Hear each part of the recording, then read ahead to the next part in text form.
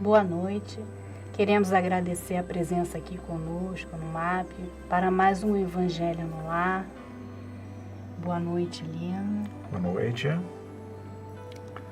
Bom, pessoal, é com muito prazer que estamos aqui fazendo mais uma vez o nosso Evangelho no Lar e que diante dessa água fluidificada que colocamos diante dos nossos olhos possam ser tocadas pelos Espíritos do Alto, transformando essa água em remédio para o nosso corpo e para o nosso espírito. Nós vamos ler hoje uma mensagem do livro Caminho, Verdade e Vida, uma psicografia de Chico Xavier pelo Espírito de Emmanuel. E a nossa lição de hoje é de número 135.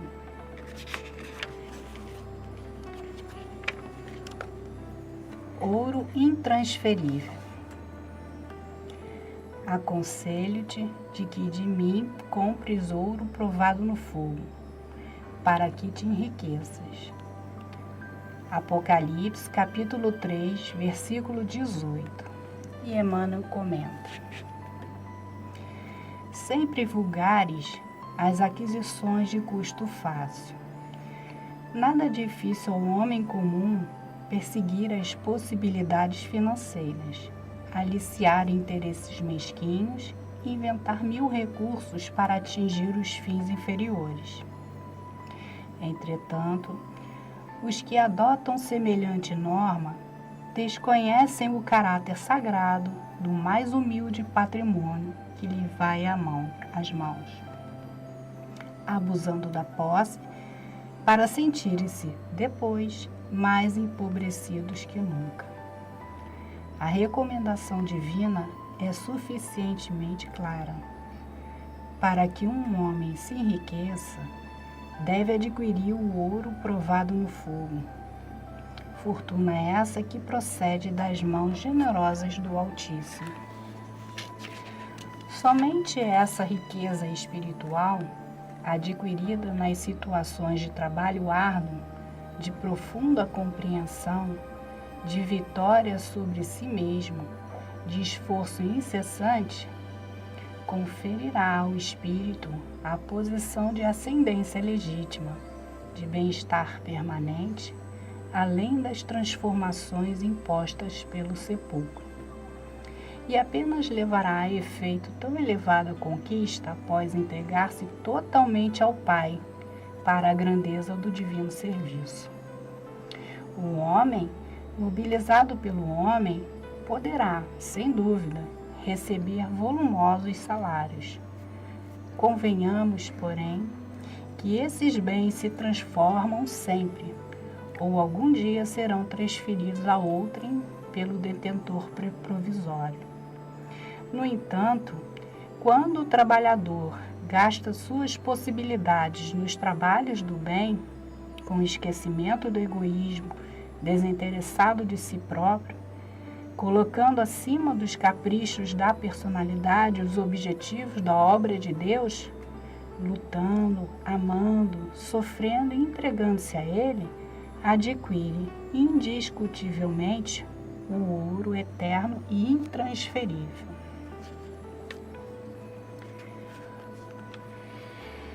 Qual seria o contexto?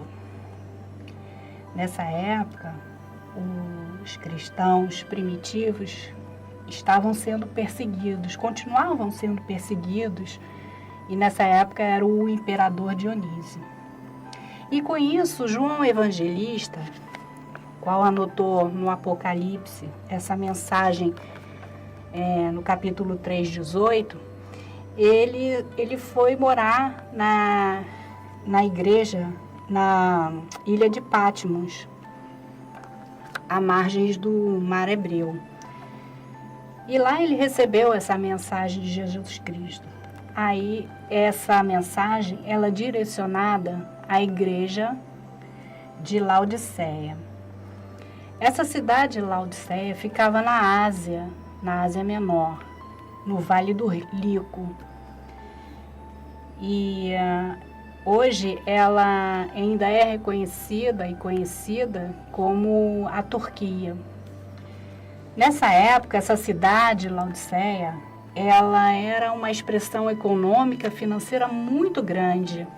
As pessoas tinham muita facilidade, né, de colocar nas bancas o seu negócio. E foi nesse contexto que Jesus Cristo enviou a João Evangelista para que ele anotasse essa carta no capítulo 3, versículo 18. O ouro é um elemento químico que detém muita pureza. E ele, quando é derretido, ele mostra se há alguma impureza ou não. Então, foi por isso que Emmanuel, ao destacar essa pequena lição que Jesus veio trazer, ele colocou o ouro intransferível. Porque lá nessa época, a cidade de Laodiceia, por ter uma expressão financeira muito grande, eles já cunhavam as moedas de ouro. E eles sabiam, ao derreter, que essa moeda ela apresentaria ou não a sua pureza. Então, quando Jesus falou para a humanidade, aconselho-te que de mim compres ouro provado no fogo, para que te enriqueças. Ele vem falando para a gente que diante das nossas dificuldades é que a gente vai realmente tirar da nossa condição essa riqueza de fortaleza, de estrutura espiritual. Porque ele vem comentando aqui, vulgar as aquisições de custo fácil, porque todo homem que trabalha, ele consegue aferir alguma coisa. Então não é difícil ao homem comum perseguir as possibilidades dos interesses que ele quer. Mais adiante, ele vem ele vem dando uma observação que abusando na posse, né, dos bens materiais, muitas das vezes depois mais empobrecidos nós nos tornamos, porque enquanto a gente está vivendo na facilidade, nas nossas relações de modo feliz, está sendo reconhecido pelo outro como alguma coisa, quando é tirado isso, aí sim é que a gente vai verificar dentro de nós se nós temos essa estrutura para suportar essas dificuldades. E ele veio falando para a gente, para que um homem se enriqueça realmente, deve adquirir o ouro provado no fogo. Fortuna essa que procede das mãos do nosso Pai. Nessa época, essa cidade de Laodiceia, ela quer dizer a lei do povo. Né? O homem do povo tem todos os direitos garantidos. É um contexto que ainda hoje nós vivemos, né? As nossas leis, elas são criadas de acordo com as nossas necessidades de conflito, elas vêm para diminuir ou para estabelecer uma ordem. Mas a lei realmente que Jesus nos convida é a lei de Deus. Essa realmente que vai fazer a diferença nas nossas vidas, para todas as nossas dificuldades que vão se apresentar, para que a gente possa construir essa verdadeira riqueza celestial nos nossos pensamentos, nos nossos corações. E ele faz outra observação aqui, para a gente conquistar essa posição de ascendência legítima, e a gente começa a sentir esse bem-estar dentro de nós, essa paz.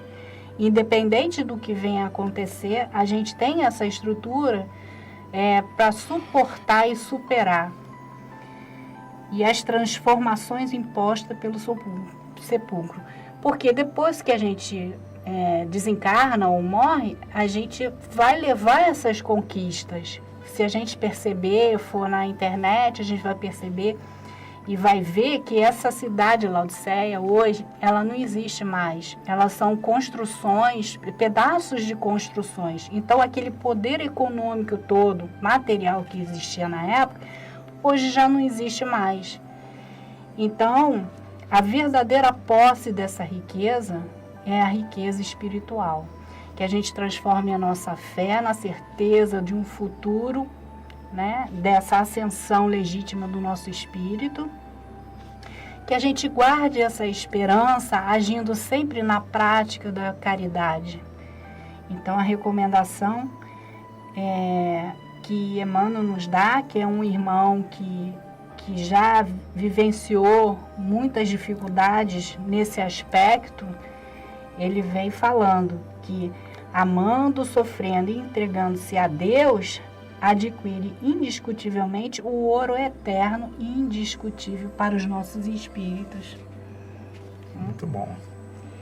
Vamos agradecer a Deus por mais essa oportunidade de estarmos aqui reunidos em nome de Jesus, aprendendo essas lições de amor. O Apocalipse, nós sabemos que é uma carta universal de amor para toda a humanidade. Vamos agradecer também aos benfeitores da nossa casa, que nos acolhe, que nos ensina a trabalhar no bem, nos intuindo todos os momentos para que a gente continue a perseverar nesse caminho da caridade. Agradecendo a oportunidade a Maria também, essa mãe divina, que nós sabemos que todos os dias ela, em nosso lar, ela leva os seus anjos nas vibrações salutares, para que a gente conquiste também o amor de Deus. Que assim seja, graças a Deus. Essa mensagem é linda, né?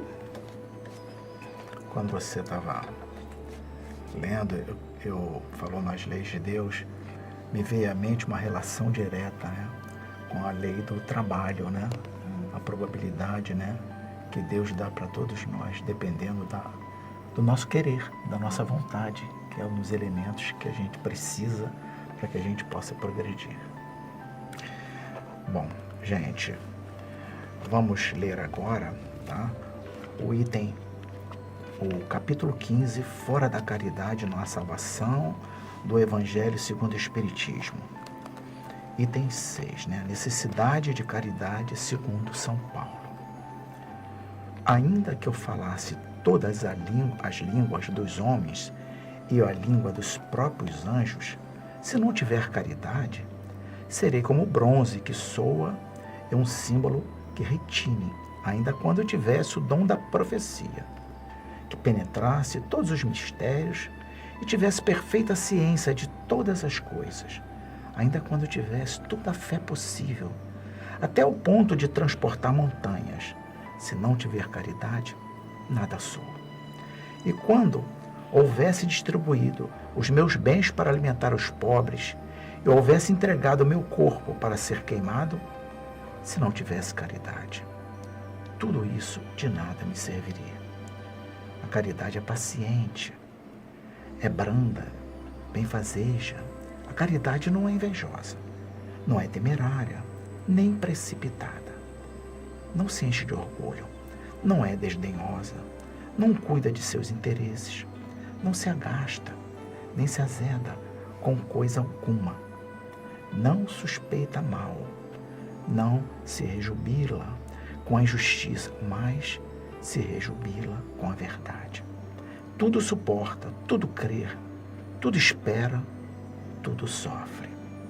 Agora, estas três virtudes, a fé, a esperança e a caridade, permanecem, mas dentre elas, a mais excelente é a caridade. São Paulo, primeira epístola aos Coríntios, de capítulo 13, versículo 1 a 7 e versículo 13. Bom, quando eu li esse item 6 e li que era uma mensagem de Paulo, eu fiquei pensando o seguinte: tudo acontece dentro das maiores probabilidades de Deus, né? E Paulo, dentre os apóstolos, talvez seja o único, tá? Ou dentre eles, tá? O que poderia falar um pouco da caridade. Porque pelo que ele passou, pelo que ele viveu, pela sua transformação. Então, ele tenta mostrar para a gente, tá? Um elemento fundamental, que é a caridade. Quando a gente lê o Evangelho e a gente lê fora da caridade a nossa salvação, que é uma mensagem bastante enfatizada pela espiritualidade, a gente começa a pensar, fora a caridade a nossa salvação, a primeira coisa que vem à nossa cabeça é Jesus, né? Porque ele foi o maior caridoso com todos nós, né? Na sua indulgência, no seu amor que ele trouxe para todos nós. Então, é fundamental que a gente possa seguir todo aquele ensinamento de Jesus. Mas às vezes a gente questiona, mas como é que eu vou praticar essa caridade? Aonde que ela começa, né? Porque nós, quando lemos o Evangelho, lemos a doutrina, muitas dúvidas nós temos, né? E a gente recorre a outras obras, ou como você falou, a internet, né? Para a gente ter uma ideia mais formada a respeito. E a caridade, gente, começa dentro da nossa casa, né? A gente convivendo, tá? Com os nossos parentes, com os nossos filhos, com os nossos pais, né? De forma que a gente tem elementos que a gente tem que aprender ali dentro, né? Que eu não posso sair para uma convivência externa se eu estou deixando uma pendência dentro da minha casa, né? Então a paciência é um dos elementos fundamentais que a gente tem que ter com nossos filhos, com nossos netos, né? Então tudo isso, tá? São elementos fundamentais que faz parte da caridade, né? E uma das coisas fundamentais, muitas pessoas, nós também, eu acho que já pensamos um dia, que caridade é um elemento, não é um elemento material, né? Às vezes a gente pensa que a caridade é a gente ajudar materialmente alguém. Não, a gente ajuda até no nosso pensamento. É porque quando a gente reconhece que o outro tem uma necessidade material, já passou por dentro de nós aquele sentimento de piedade, né? De compaixão, de compartilhar com o outro aquela falta que ele tem. Então, já é uma expressão moral que a gente tem, né? Então, a gente, quando começa a perceber, tá? Todo esse ensinamento que o Cristo trouxe para a gente, e quando a gente lê aqui, quantas vezes a gente vai olhar aqui no Evangelho, tá? Independente do capítulo, a gente vai ver muito isso. Fora a caridade, a nossa salvação. A espiritualidade quer mostrar para todos nós, tá? O caminho, o foco que a gente tem que ter, né? Porque quando a gente fala em evolução do nosso espírito, uma das coisas fundamentais é a caridade, né? E quando a gente fala em caridade, a gente pensa sempre no próximo, né? Como a gente várias vezes já falamos aqui, né? Que nós queremos para o próximo o que queremos para a gente, né? Para nós mesmos.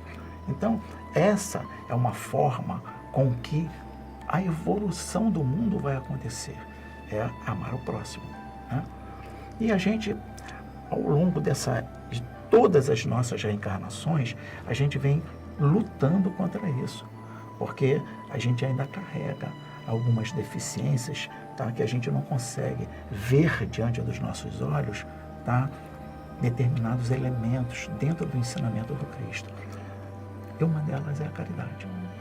A gente percebe que, assim, muitas das vezes que a gente se questiona, o mundo está muito difícil, a minha família é muito difícil, mas na verdade a dificuldade está dentro da gente de não saber ainda lidar com as diferenças, né, das situações diferentes e novas que a gente ainda não passou. Por isso que quando Paulo fala fora da caridade não há salvação, qual é a salvação? A salvação é de nós mesmos. Nós mesmos. Né? Porque nós carregamos, né, ainda esses sentimentos todos, né, maléficos, né? Dificuldade, né? Que a gente E a tem. benevolência é o elemento fundamental para a caridade, né? E é isso que a gente está Tentando melhorar. melhorar. Tá? Bom, gente, vamos agradecer ao nosso Mestre Jesus pela oportunidade que Ele está nos dando mais uma vez. Que os Espíritos bondosos possam sempre nos auxiliar, iluminando os nossos caminhos, trazendo-nos sempre a paz e o equilíbrio que precisamos ter. Que na noite de hoje, os Espíritos do Alto possam tocar cada um de vocês, alimentando o amor em seus corações. Muito obrigado, Mestre. Que o Senhor nos abençoe e nos traga paz. E que esse remédio que o Senhor preparou para a gente possa penetrar o nosso corpo, iluminando o nosso coração, trazendo-nos a paz que precisamos ter. Que assim seja, graças a Deus.